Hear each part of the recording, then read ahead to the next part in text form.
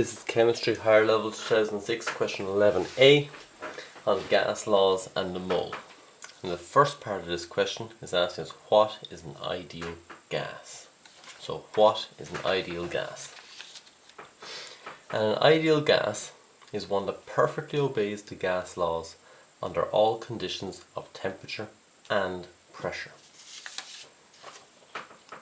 The second part of this question is asked us to give one reason why a real gas like carbon dioxide deviates from ideal behaviour.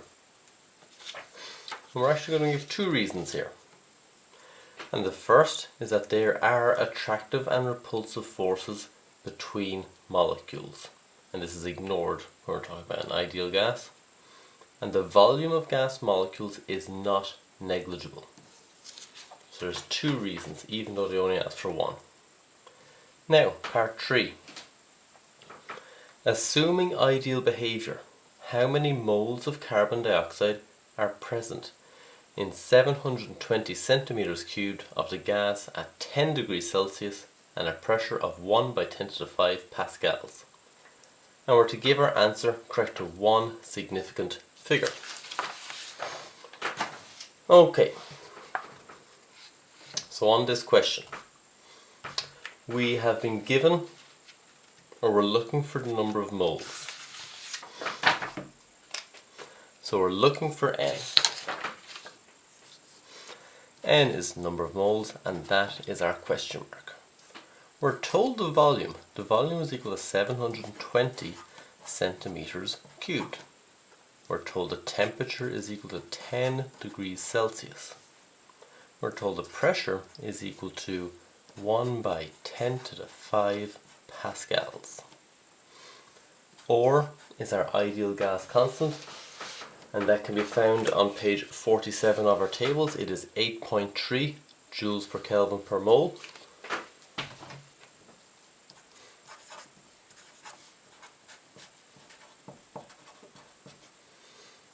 And this is all the information that we're given. So we can see that we're going to use the ideal gas equation. And that is on page 64 of our tables. So PV is equal to N or T. PV is equal to N or T. Now, how do we know that we could use this? Well, we have pressure, we have volume, we're looking for the number of moles of carbon dioxide, we have ore, and we have temperature. Okay, now there's one key piece of information that we have to remember when we're using this equation, and that is units. Pressure must be in pascals. We're happy there, pressure is in pascals. Volume must be in meters cubed. But hold on here, our volume is in centimetres cubed. We're not happy. Temperature must be in degrees Celsius. Temperature must be in Kelvin. And we have our temperature in degrees Celsius. So we're going to have to change two of our units before we can use this equation. So let's start with volume. We're told that our volume is equal to 720 centimetres cubed. Now we have to change this into meters cubed. So we have to recognize that there are 1000 centimetres cubed in 1 litre first, and then there are 1000 litres in 1 metre cubed. Okay, so we've got 720 centimetres cubed. And we're going to divide this by 1000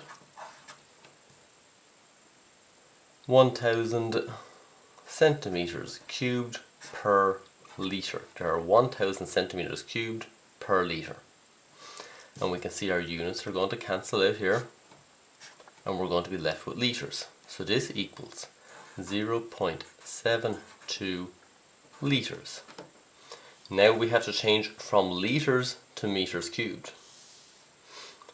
So 0.72 litres. We're going to divide by 1000. There are 1000 litres per metre cubed. Our litres cancel out, and we're left with 7.2 by 10 to the power of minus 4 metres cubed. And now we can use that unit in our equation.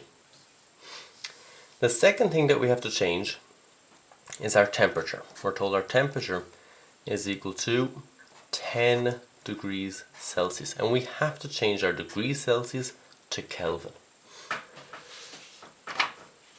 To do this, we add our standard temperature, and that is 273.15. But we're just going to add the 273. That's fine. So we need to plus 273, and this is going to equal 283 Kelvin. Now we've got Kelvin, now we've got meters cubed, we can use our gas law equation. So let's put in our volume here.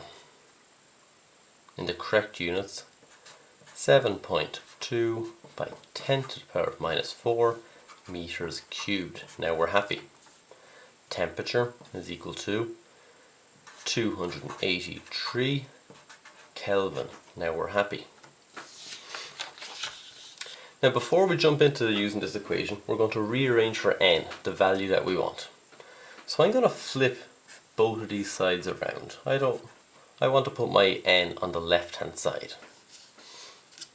So I'm going to say n or T is equal to PV. I haven't really changed anything yet. Now we want to divide both sides by or T in order to be left with just n all by itself. The or is going to cancel, the T is going to cancel, and we're going to be left with n is equal to PV all over or T. Now we can sub in our values. So n is equal to our pressure, 1 by 10 to the 5 pascals. Our volume, 7.2 by 10 to the minus 4 meters cubed. Divided by or, 8.3. Divided by our temperature, 283 Kelvin. And when we solve this, we should get that n is equal to 0.02959 moles of carbon dioxide.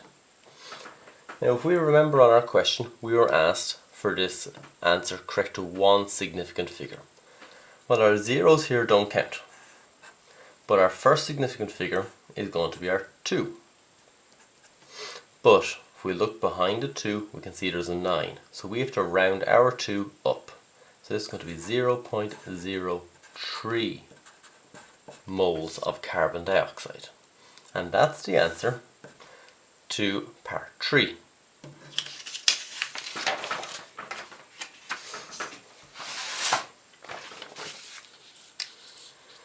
So we've done part 3 here. Now we're asked on part 4, how many molecules of carbon dioxide are present in this quantity of carbon dioxide? So how many molecules?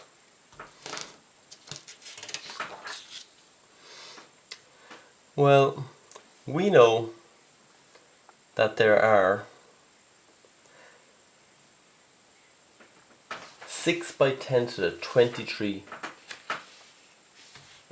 atoms or moles or particles or things in 1 mole of any substance. And we get that number from page 46 of our tables. This is called Avogadro's number. 6 by 10 to the 23 things per mole. So we've got 6 by 10 to the 23, and in this case we're talking about molecules of carbon dioxide. So molecules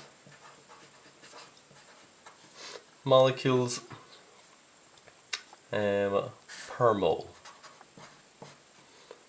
Okay, now this is the same as saying 6 by 10 to the 23 molecules in 1 mole. So there will be, if we had 2 moles, there would be twice this number. If we had 3 moles, it will be 3 times this number of molecules, and so on. So we can see that this is a multiplication problem. Now from the last part, we know that we have got 0.03 moles of carbon dioxide. So we need to multiply our 6 by 10 to the 23 molecules per mole multiplied by 0.03 moles. Our moles are going to cancel out, and we're going to be left with, this is equal to 1.8 by 10 to the 22 molecules. And that's the answer to that part of the question.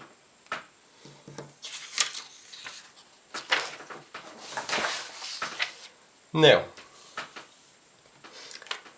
part 5 here.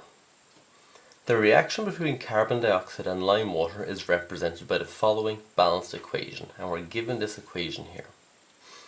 We're asked what mass of calcium hydroxide is required to react completely with the quantity of carbon dioxide gas given in our part 3 above. So what mass of our calcium hydroxide? So we're looking for a mass. So this is our balanced chemical equation here. We're looking for mass. That's our question mark. We have the number of moles of carbon dioxide. We calculated that. That was 0.03 moles. Now what we have here, using this balanced chemical equation, is we've got what's called a molar ratio. 1 mole of carbon dioxide plus 1 mole of calcium hydroxide. So if we've got 0.03 moles of carbon dioxide, this is at a 1:1 ratio. So we must have 0.03 moles of calcium hydroxide. And that's really important. We need to know the number of moles of calcium hydroxide in order to calculate the mass. So we can put this down more simply. We can say that 0.03 moles of CO2 is the exact same. 3 lines means exactly the same as saying 0.03 moles of calcium hydroxide.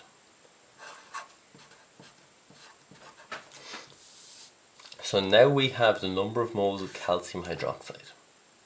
To go from moles of calcium hydroxide to mass, we need to use relative atomic weights and the relative molecular weight of our calcium hydroxide.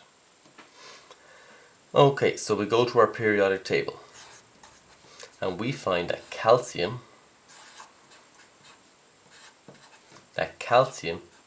has a relative atomic mass of 40 grams per mole, plus our oxygen, which has 16 grams per mole, plus our hydrogen, which is 1 gram per mole, and we can see that our OH is multiplied by 2, so we have to times this by 2.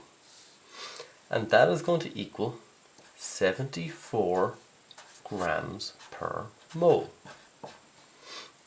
74 grams of calcium hydroxide is equal to 1 mole. So let's write that down.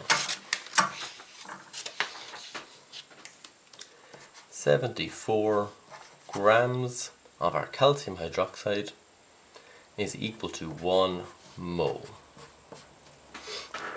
But we don't have 1 mole. We've got 0.03 moles. So what do we do? Well, this is a multiplication problem. If we had 2 moles, this is if now, okay, we don't have this is just an example. If we had 2 moles, we would go 74 grams by 2, and that would equal 148 grams in 2 moles. If we had 3 moles, we would go 74 times 3, and that would equal 222 grams in 3 moles. Now that was if we had 3 moles, but we don't have 3 moles. We have got 0.03 moles of our calcium hydroxide.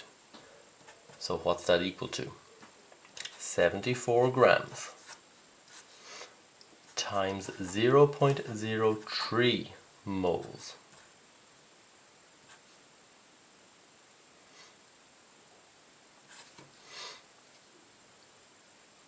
And that is going to equal 2.22 grams in 0.03 moles. So this is our final answer there, 2.22 grams.